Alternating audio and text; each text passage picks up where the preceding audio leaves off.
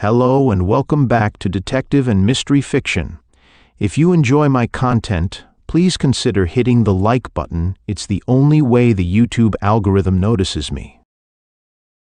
This narrative is a gripping political drama with a touch of crime fiction. It centers on the intricate power dynamics, manipulation, and ethical dilemmas. The protagonist, Governor William Courtney, is caught in a perilous political battle involving a condemned man, Rossman, and influential adversaries. The storyline examines themes of ambition, treachery, and the extreme measures people take to secure their ambitions. His Fast One, by Donald Van Riper, author of Call to Victory. Detective Story Magazine, June 1930. He'd seen eternity looking out of guns too often to get weak-kneed now. "I just wanted to be sure," rumbled Alan Spencer. "The rumor reached me, and though I really did not credit it, nevertheless, I thought I'd better stop in and remind you that tomorrow is something more than the day of execution for Rossman."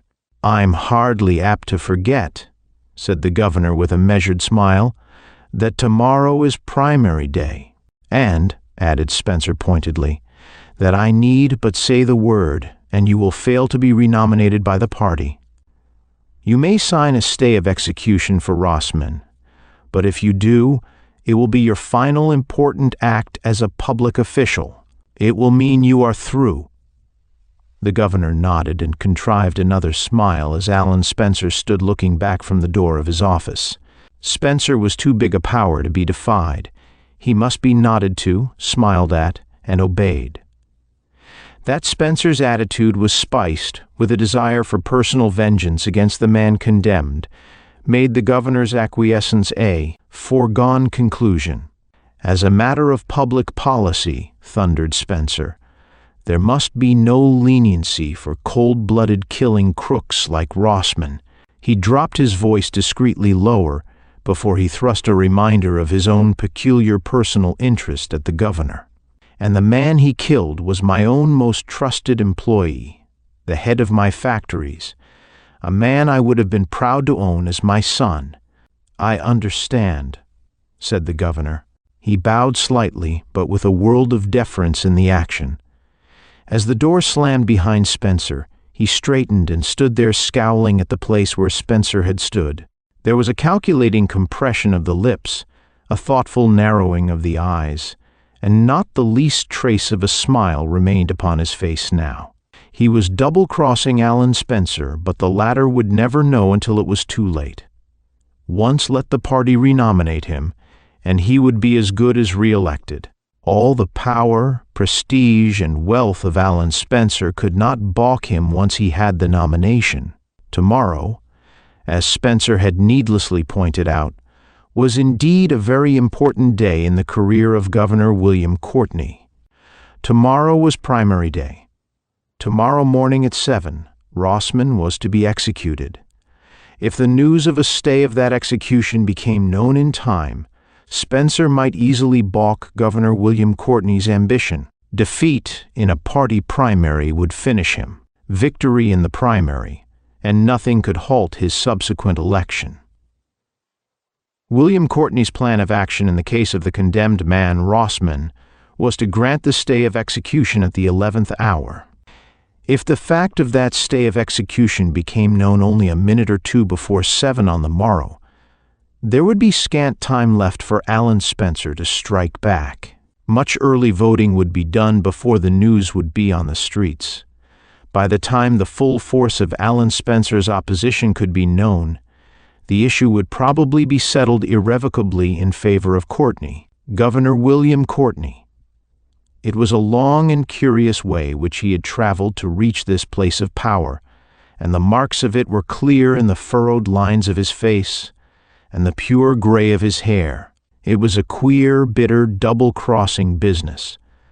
In the primary, he feared the opposition of Spencer. In the election itself, it was the power of men like Big Jack Bannigan that he dreaded. Only through holding back that stay of execution until the last possible minute could he hope to handle the two opposing pressures which threatened him with political extinction. Too late would Alan Spencer learn that the governor had signed the stay. Big Jack Bannigan cared not how or when it was done, so long as there was no execution on the morrow. It would be close work, touch and go, but then that was the sort of trickery through which men like William Courtney gained their ends. Courtney knew this game, and the men who played it. He knew that the vital thing tomorrow was not whether Rossman should live or die, but whether he, Courtney, should be renominated. Therefore, he was not surprised when Big Jack Bannigan put in an appearance within half an hour after Alan Spencer had departed. "Say, Bill," began Bannigan without any preliminary of courtesy, "I just got the word that Spencer had been here to see you, and that he was laying down the law about Rossman." "Your information," answered Governor William Courtney, "was approximately correct." "Say," snapped Bannigan, "you can lay off the 98-cent words and talk plain 5 and 10 to me. What I came to see about is whether you're staying put on signing Rossman off for 30 days more." Governor William Courtney smiled easily. That easy smile was not the least significant element in his ascent from the depths of ward politics to his present place at the top position within the gift of the state's electorate. A smile, faintly humorous, and yet possessed of a brooding appearance of wisdom. A smile which had ever stood him in good stead. Now he waited for the full effect of that smile to work upon Big Jack Bannigan before he spoke again. "I've already arranged everything." Big Jack Bannigan's frown softened a bit at that. "I knew you would, Bill. But Spencer doesn't know it yet, and he must not know it until the last possible minute. You must not tell anyone, not a single soul, that just a few minutes before 7 tomorrow morning, the stay of execution will be delivered to Warden Lafarge. I can give you positive assurance that Rossman will not die tomorrow. Of course, I just told Spencer a lie. I told him that Rossman would die. For a high hatter, that guy Spencer sure is bloodthirsty," commented Bannigan. "Just because Rossman and some other gun-toters happened to kill Spencer's right-hand man in swiping that big payroll from Spencer's factory, why should Spencer follow up a thing like that into politics?" "Why?" countered Courtney. "Should a bunch of Reds try to make Rossman out as a political martyr? It was Rossman's own friends who first put a political slant to this business." "Why?" Bannigan laughed heavily. "A guy with your experience asking that. The only real reason in the world. There's money in it for someone. How's that?" Bannigan grinned. "I can't tell you the source of my info, but I got it on the level that it was Rossman who got away with the jack from the robbery, and before he was picked up he had hidden it away somewhere, and no one else knew where he stowed it. There was just about $50,000 in the haul, and if Rossman dies tomorrow, he will take the secret of that hiding place with him. A wise guy, this Rossman. Nothing like telling where the jack is for him.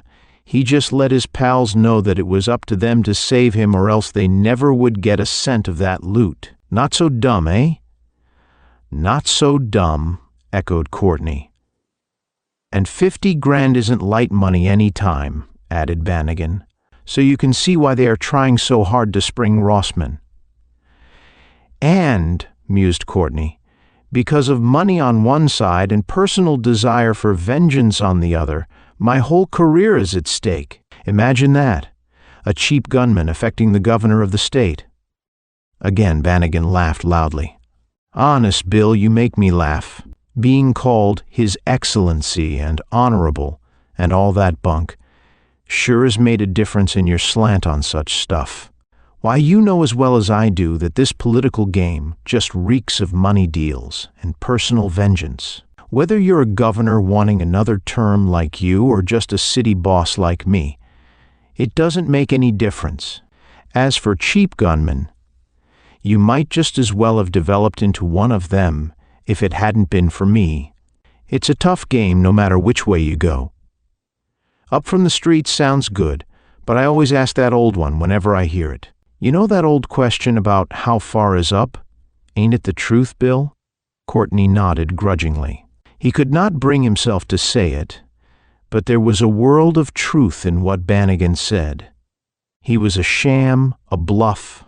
He would bargain and connive and trade in life or money, do anything and everything that would promote his personal ambitions. The Honorable William Courtney was a hollow creature, a person of appearances only. Underneath, he was still plain Bill Courtney, still a potential gunman, just as Bannigan had said. "And you're sure there can't be any slip-up?" demanded Bannigan. "Suppose you got everything fixed to be foolproof?" "Absolutely," answered Courtney. "I'm waiting now to hear from Whitney, my secretary. He ought to phone me any minute now that he's on the scene in the town of Gorham." Bannigan whistled with slow significance. "What's wrong with that?" demanded Courtney. "How long do you think it will be before someone wises Spencer up that your secretary is in Gorham?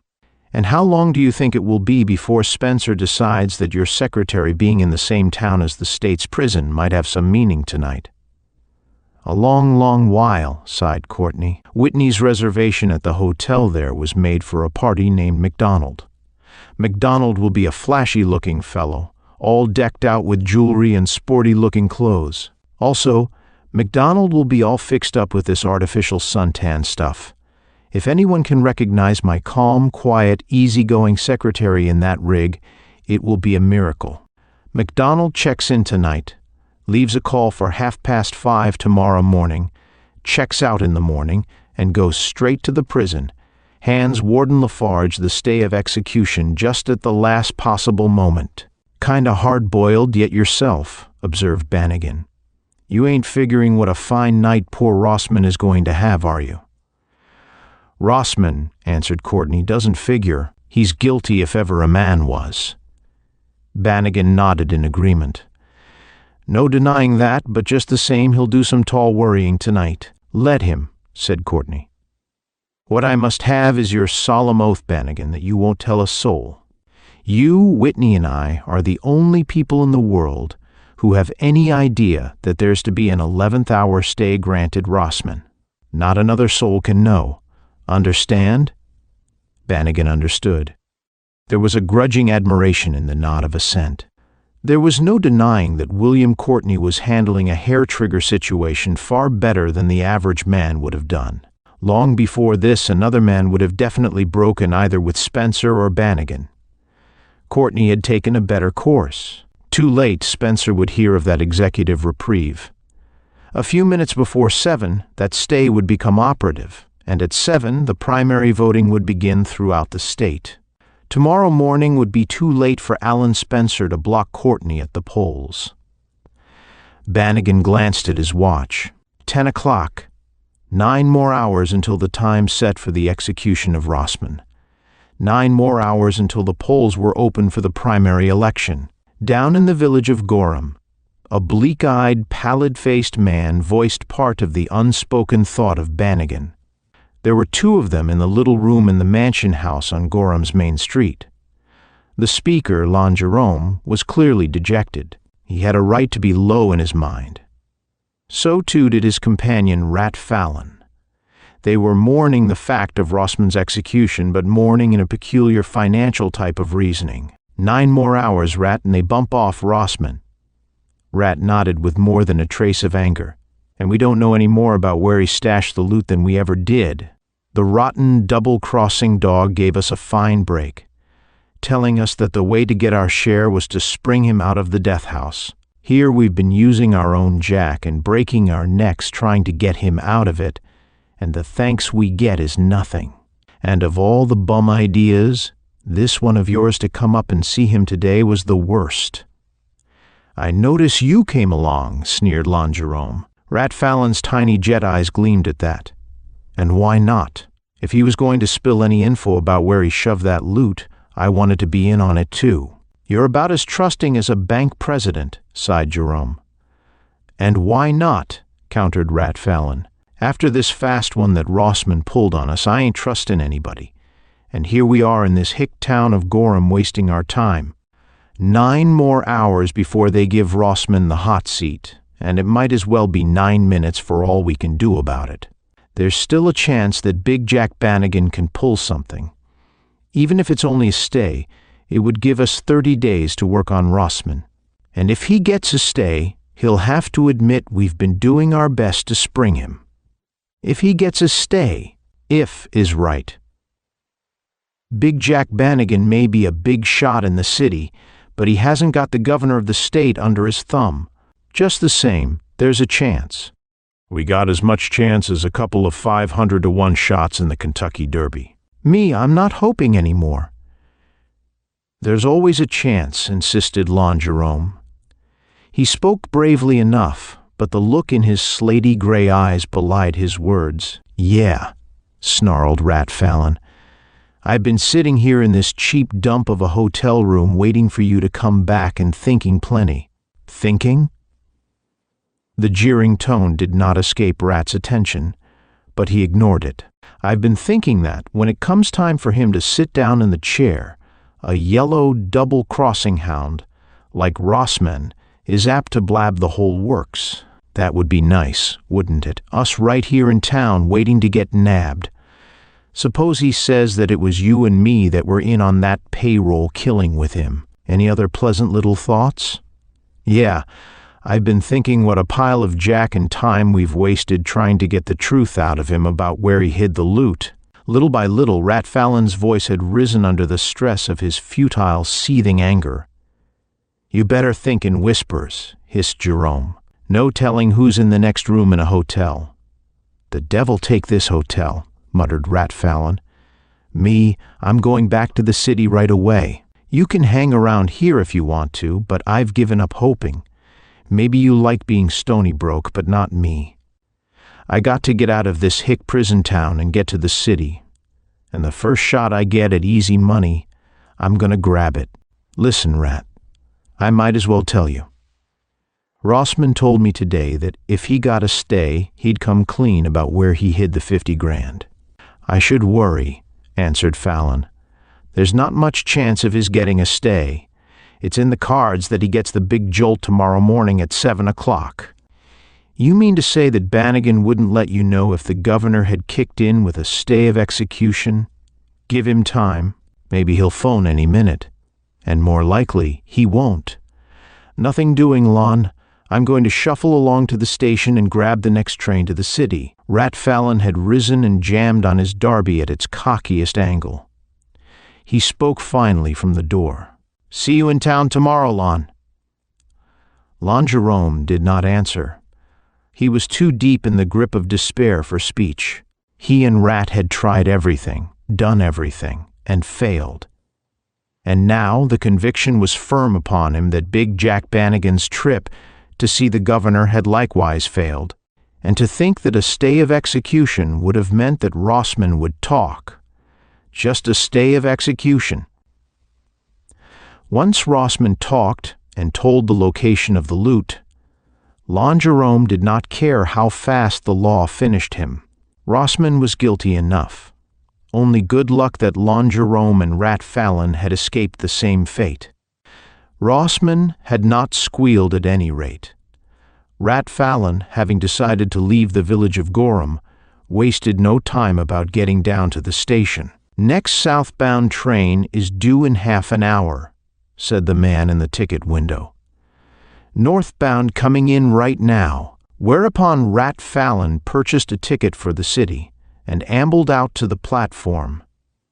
Half an hour to wait. He watched the northbound train slowly coming into the station. Railroad stations were among the valuable observation points for men of Rat Fallon's crooked stamp, and therefore, in spite of this being a hick town, he instinctively measured the alighting passengers. Who knew when a fellow might sight fair game for the purposes of a stick-up artist? If so, there was a lot that a fellow could do in half an hour, especially when he considered that this station was well away from the brighter part of the town.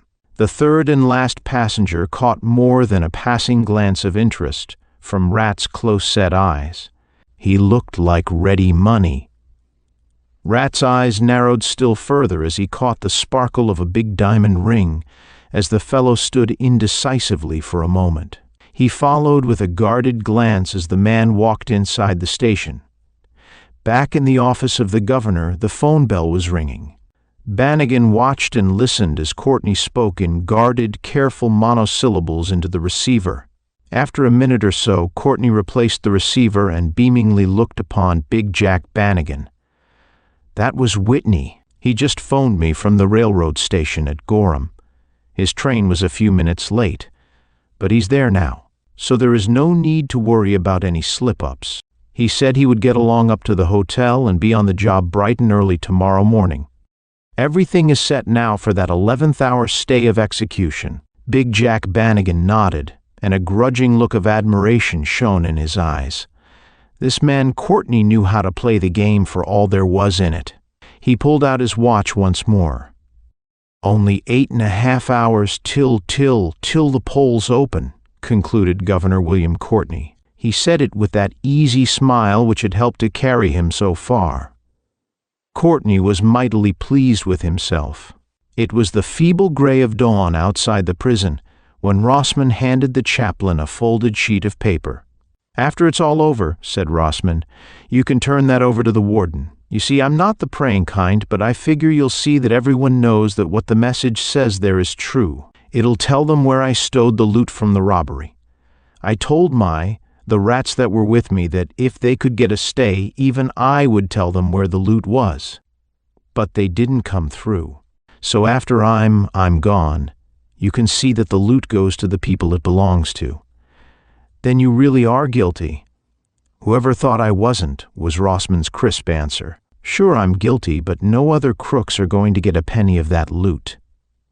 "And have you no word of repentance?" Rossman laughed. "Repentance? It's just a few years too late for that, chaplain. I'm not going to sing psalms at the 11th hour, and no use to remind me about eternity. I've seen eternity looking out of guns at me too many times to get weak in the knees now." "Even at the 11th hour, as you call it," said the chaplain, "it is not too late to repent." Rossman's only answer was a half-articulate laugh. It was his final gesture for the mob on the corner. He must not weaken now. He must show them that Rossman had known how to die. He must walk when it was time as nonchalantly as though that grim corridor outside led to freedom and not death. He must laugh just once again when they led him to the chair. The mob on the corner must read that Rossman had died as he had lived, hard-boiled. They would read, too, the real truth about the loot.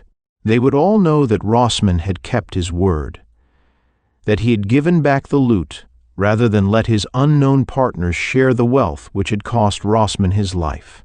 The thought braced him. He could imagine Lon Jerome and Rat Fallon reading the news. He could shut his eyes and vision up the headlines that would tell the story. "Condemned reveals loot. Rossman tells where money was hidden." So he laughed and then refused to repent. That same gray light of daybreak saw Big Jack Bannigan abroad. He must be out early, mustering the votes for Courtney. He must see that the early votes were cast before the word came of that last-minute reprieve for Rossman.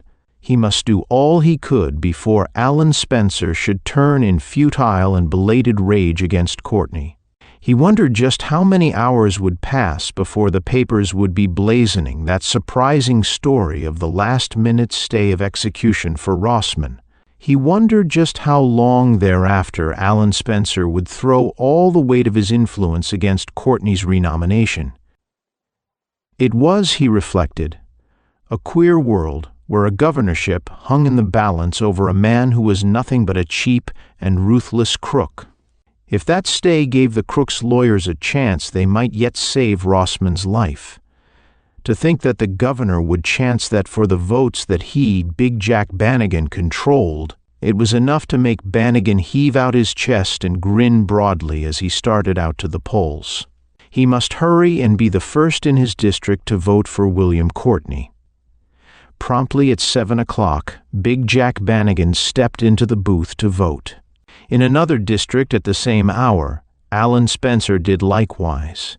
Promptly at 7 o'clock on that same morning, the station master at the village of Gorham swung through the shortcut cross lots back of the station. Suddenly he halted. Someone lay there in the path, groaning. The man on the ground stared wildly up at him. "I've called for help for hours. I'm nearly paralyzed, can't move." "What happened to you?" gasped the railroader. "I must have been slugged, blackjacked, robbed." The man's face was a picture of agony. "The time, I must know the time. 7 o'clock.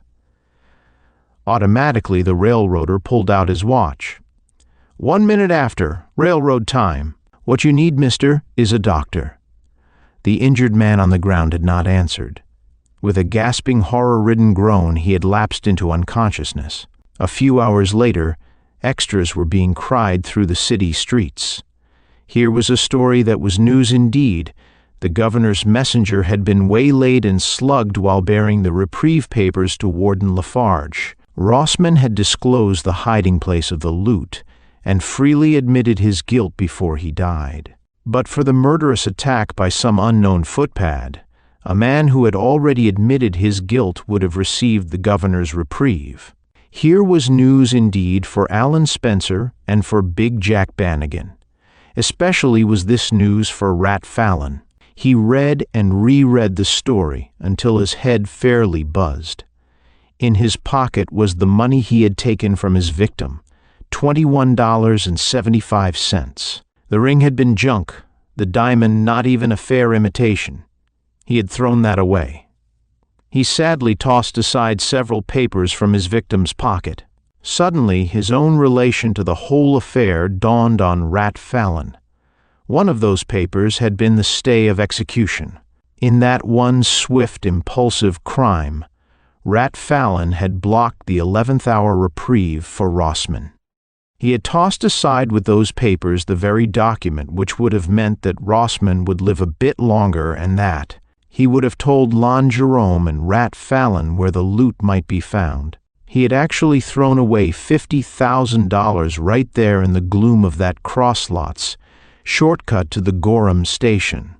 To the governor's office, meanwhile, there had come 2 very hostile messages. Spencer's voice had been edged with malice as it came over the phone. "You were trying to double-cross me, Courtney. I'm out to beat you now." Big Jack Bannigan's message was to the same effect. "So you tried to pull a fast one. Had this phony slugging take place so that the stay couldn't get through. To deny, to argue, to plead, these things were all in vain." Courtney knew better than to try. Both Spencer and Big Jack Bannigan were against him. The old familiar way of deception and double-dealing which had raised him up would now hurl him down again. After a bit, he decided to slink away. From the street he could see the great stone figure of justice atop the building which he quitted. He saw it now with a new and understanding look, blind justice. There were the bandaged eyes, the balanced scales, and the mighty sword. Blind justice. Here before he had thought of it as a great, unreasoning figure of stone. Now he knew it for a symbol of a mighty force of fate, a power that even at the 11th hour could measure out punishment against the transgressor. End of his Fast One by Donald Van Riper.